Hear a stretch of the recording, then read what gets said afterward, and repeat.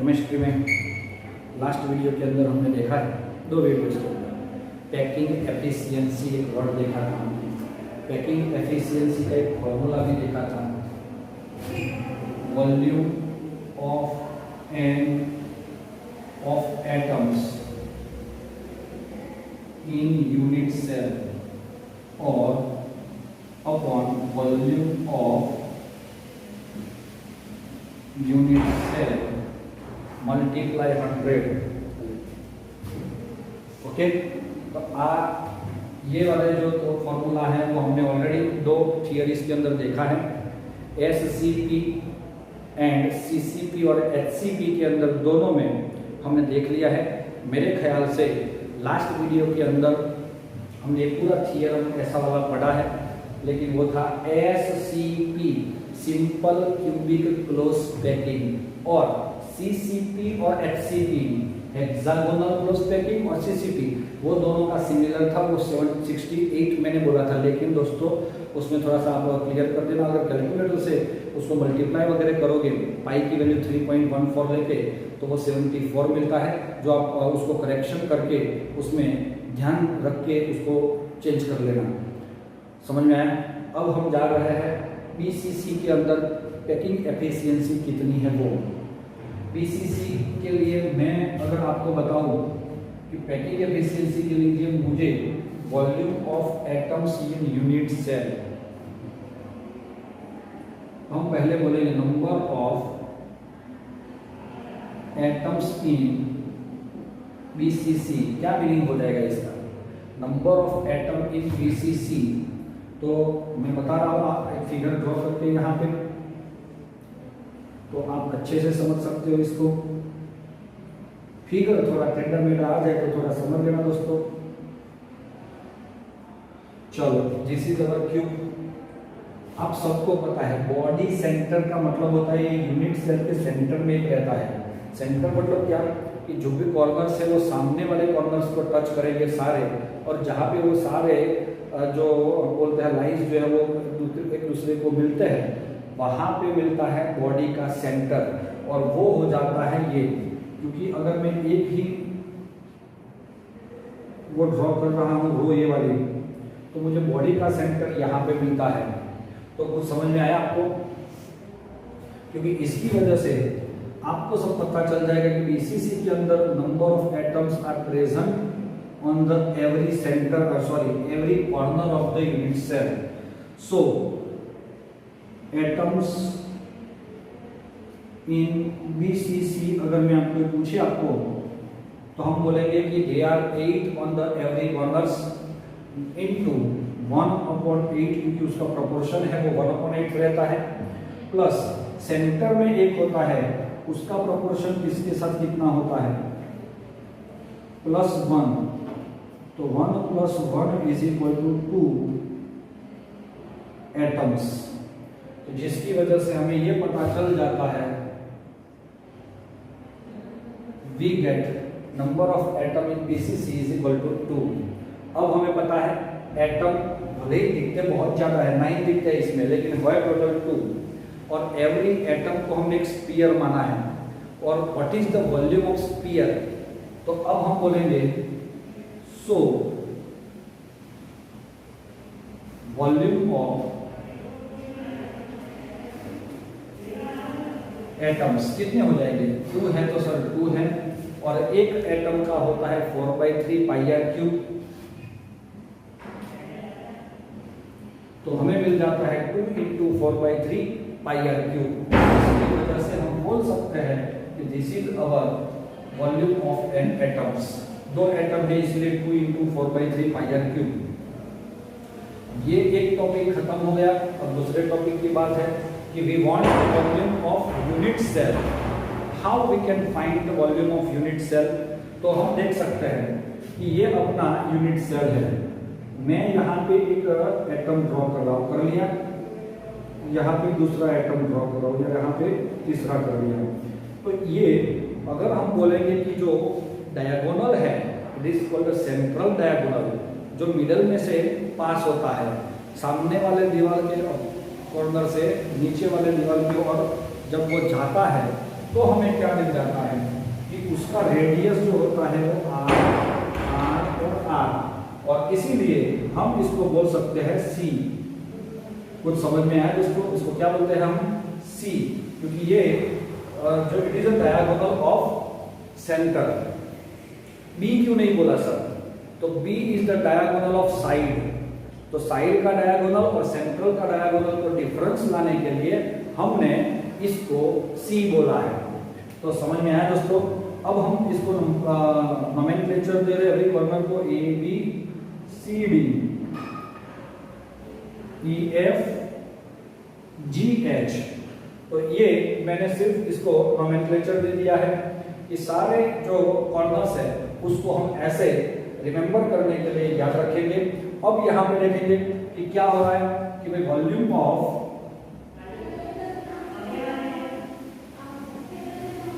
Unit cell is equal to a cube. Volume of unit cell is equal to a cube. क्यों a cube बोला हमने? क्योंकि what is a? A is the length of the all edges. सारे edges की length को हम क्या बोलते हैं? ए बोलते हैं दोस्तों। तो ये सारे लेंथ में ए लिखा ना, वो सारे एजेस की लेंथ को ए लिखा है। अब मुझे मैं ए क्यूब करूंगा, लेंथ एल बी एच को मल्टीप्लाई करूंगा तो तीनों सेम है। अब मुझे क्या करना पड़ेगा? जैसे हमने सीसीपी और एचसीपी के अंदर हमने देखा था, हमने साइड का जो डायगोनल है उसका वैल्यू बी फाइंड किया था। इसके अकॉर्डिंग हमें इसके अंदर भी हमें जो मिडल का डायगोनल है उसका सी फाइंड करना होगा। अब मैं यहां पे बोल रहा हूं, देखो central diagonal A G, yes और not, is equal to C. ये ए जी को मैंने क्या बोल दिया? सी। लेकिन इसमें 3 स्फीयर्स है, सबका रेडियस आर है, तो हम लिख सकते हैं सी इज इक्वल टू 4r। क्यों भी ऐसा हुआ? इतना आर इतना R R R 4 time R हो गया, और इसको हम बोल रहे हैं स्मॉल ए। चलो रेडी। अब हम चाह रहे हैं कि भाई आपका ये सी मिल गया है, अब सी का ए के साथ रिलेशन वाला एक फॉर्मूला हमें फाइंड करना है। तो हम एक पाइथागोरस के अकॉर्डिंग हम एक ऐसा ट्रायंगल गिन करना चाहता है कि जिसका एंगल जो है 90 का हो। इसके अकॉर्डिंग हम देखेंगे कि अगर मैं ये जी को डी के साथ अटैच कर लेता हूं तो ये जो मुझे मिल गया है वो मुझे मिल रहा है 90 angle triangle A D G में। According to Pythagoras why this kind of situation is occur. मैं आपको बता रहा हूं, सुन लो दोस्तों। आप यहाँ पे बैठे हो, आपके रूम में आप बैठे हो ना। चलो आपके सामने दीवार है, उसका लेफ्ट वाले कॉर्नर पे देखो, देख लिया, वहां पे ये एटम है। वहां से डायगोनल सीधा आपके पीछे वाले राइट के नीचे के कॉर्नर पे डायगोनल ड्रॉ करो। तो ये ड्रॉ कर लिया हमने। उसमें से आपका वो कॉर्नर वाला एक स्फीयर है और एक नीचे का कॉर्नर वाला एक स्फीयर है, और बीच में एक जो है सेंट्रल में जो आपका बोला जाता है बॉडी के सेंटर में जो है वो वाला डायगोनल आपको बीच में मिल रहा है। तो इसके अकॉर्डिंग आपको मान लो, तो ये हो गया डायगोनल। लेकिन तीसरी बात, आप जहां पे बैठे हो वहां से ये जो लेफ्ट साइड वाले कॉर्नर से आपने सीधा लाइन जो था उसका एज ए बोल दिया, और ए को नीचे तक आपने कहा कर दिया, सरका दिया। अब देखो ये आपका एक साइड हो गया, एक साइड कौन सा हो गया? ये डायगोनल वाला हो गया। और तीसरा, आप जहां पे बैठे हो वहां से नीचे की लाइन सामने वाले जो कॉर्नर है उसको ज्वाइन कर लोगे तो आपका एक ट्रायंगल बन जाएगा। और ये जो पॉइंट मिला आपको, जहां से आपने ये लाइन सीखा है वो ये बनेगा 90 का। इसीलिए इस ऐसे टाइप के ट्रायंगल के लिए हम इसका फॉर्मूला भी पता है हमें। According to Pythagoras, AG square is equal to AD square plus DG square. चलो AD square plus DG square.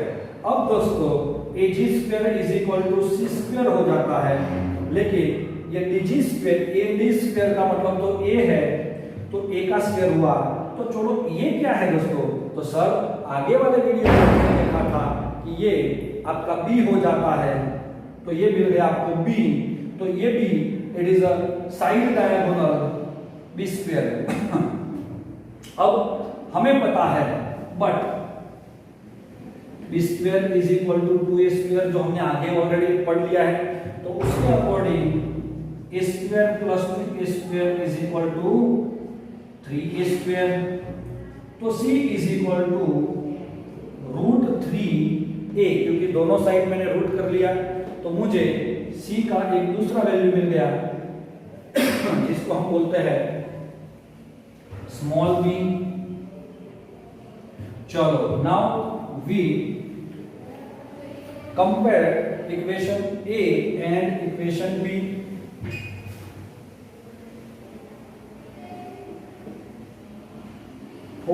Sorry √3A is equal to 4R, क्योंकि दोनों C के वैल्यू है, तो मैं यहां पे लिख रहा हूं A is equal to 4/√3R। मिल गया कि नहीं? अब मुझे क्या कर रहे हैं सर, ये पता नहीं चल रहा कहां से कहां जा रहा है। हम इसके पीछे हैं, मुझे कुछ भी करके A चाहिए, उसके लिए मैंने दो वैल्यू फाइंड किए C के, उसको कंपेयर कर लिया तो ये मिल गया। अब मैं A क्यूब कर लूंगा तो सीधा मिल जाएगा मुझे वॉल्यूम ऑफ यूनिट सेल, और इसमें दोनों में अगर पैकिंग एफिशिएंसी के अंदर मैं ये दोनों वैल्यू रख देता हूं, तो पहला है volume of atoms 2 into 4/3 pi R cube upon एक क्यूब मतलब कौन, ये into 100। चलो ये सारा कैलकुलेशन ऐसे वैसे करोगे तो आपको आंसर डायरेक्टली मिल जाता है। हम कर रहे हैं, थोड़ा बहुत ट्राई कर रहे हैं। देखो ये 4 2 8 पाई आर क्यूब अपॉन 3 है ना, ये numerators denominator is called denominator. Now 4 multiply 4 upon √3, denominators goes to numerator, तो into 3√3 into R cube into 100। चल 3 4 2 8। अगर ये सारा कैलकुलेशन आप करोगे तो यू गॉट, कैलकुलेटर से कैलकुलेट करना, packing efficiency of BCC is 68%। अब इसमें ये इंपॉर्टेंट क्वेश्चन है, याद रखना, एम्प्टी स्पेस 100 - 68। सिंपल लॉजिक, क्योंकि कोई वेसल आपके पास है वो अगर पूरा भर जाएगा तो 100% माना जाएगा, उसमें से अगर वो 68% ही भर जाता है, बाकी की स्पेस खाली बच जाती है, तो एम्प्टी स्पेस क्या होगा, 100 माइनस जितनी भरी हुई है वो, तो हमें मिल जाएगा 32%। दोस्तों मैंने अगले वीडियो में भी शायद 68% बोला था, तो वो थोड़ी मेरी गलती थी शायद, तो उसको भी आप लोग क्लियर करके वो 74 लिख लेना, और उसमें एम्प्टी स्पेस 100 - 74 मीन्स 26% आएगा। तो ये आप उसमें सुधार कर लेना। इसको अच्छे से रिमाइंड करना, फिर से एक बार फास्ट रिवीजन कर लेते हैं हम। ये फॉर्मूला इसको याद रखना है, वो सब में कॉमन है। अब इसके लिए मैंने नंबर ऑफ एटम फाइंड करने के लिए ये स्कीम अपनाया। नहीं समझ में आया तो फोन करके पूछ लेना। 2 एटम्स है तो हमने उसका वॉल्यूम फाइंड कर लिया 4/3 पाई आर क्यूब, और volume of unit cell is equal to एक क्यूब। चलो उसके आगे जा रहे हैं हम, सेंट्रल डायगोनल ड्रॉ कर ले, क्योंकि हमें C चाहिए, क्योंकि इसको भी हमें काउंट करना है, बीच में क्या रखा है वो गोला, उसका वॉल्यूम वगैरह देखना है, तो C का वैल्यू, तो C का वैल्यू हमें दो मिल रहे हैं, एक C is equal to 4R और दूसरा है C is equal to √3A। वो दोनों को कंपेयर कर लिया तो A का वैल्यू मिल गया। क्यों हम A के पीछे पड़े हैं, क्योंकि हमें यूनिट सेल का अगर वॉल्यूम चाहिए तो एक क्यूब चाहिए, और इसके लिए मुझे A चाहिए, और ये वैल्यू सारी इसमें रखने से मुझे 68% मिल जाता है। दोस्तों आप लोग अच्छे से समझ के इसको करना, नोट डाउन भी कर लेना। क्योंकि ये सारी चीज़ बहुत इंपॉर्टेंट है दोस्तों। Thank you.